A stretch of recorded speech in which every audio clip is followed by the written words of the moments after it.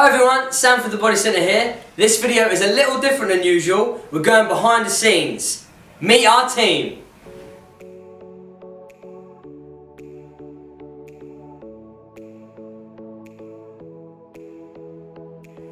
Sally King.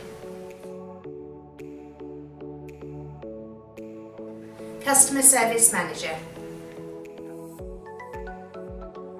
I've been here for about 15.5 years.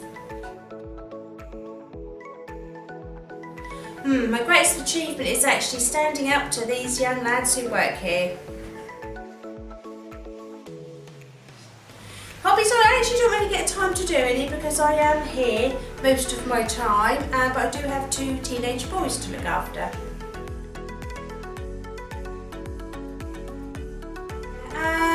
Goodness me, I've booked in a lot of cars over the years, but I have to say I'll go with the majority of people and the Porsche we changed to baby blue. My most annoying colleague has got to be Jason Birchnell because of the pranks he pulls on me, which he actually thinks are hilarious. My favourite person has got to be my dear friend Donna Woodgate, who actually happens to be boss lady as well.